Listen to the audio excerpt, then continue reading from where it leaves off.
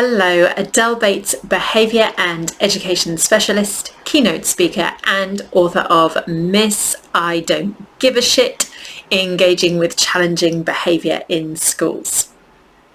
So in this vlog, I'm going to be sharing with you my one and only, you are my one and only behaviour rule.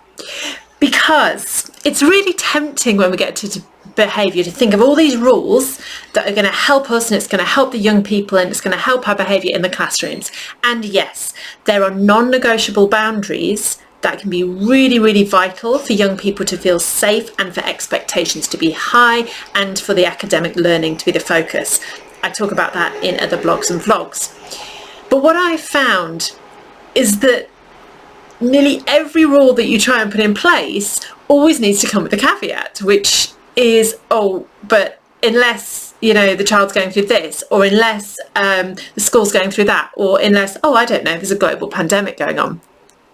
So I find that rules aren't always that helpful in that sense, because essentially rules do need to be broken sometimes. They do need to be bent, in order for humanity to come through. So this is the one big behaviour rule that I share, and it is: no matter what any teacher, head teacher, governor, parent, carer, Twitter feed, politician, government, blog post specialist, including myself, you can override if it doesn't work for you and your pupils right now. And what I'm really doing there is giving you the permission to be the experts of the pupils that you work with. Yes, I know that, for example, for me, it's really useful to have silence during the register unless you're answering, and that works for me in all my classrooms, but there are classrooms that I've worked in. I'm thinking of when I was a TA in a school with profoundly disabled children.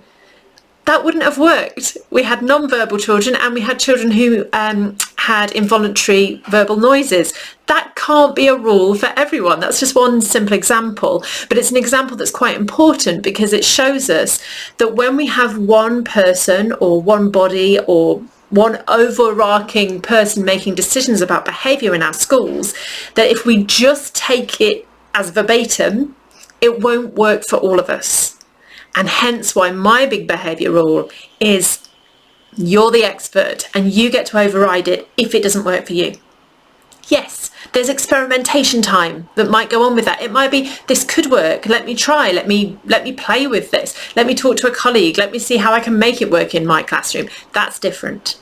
But you are the experts because you are the people who are working with these pupils and know them within their educational setting the best.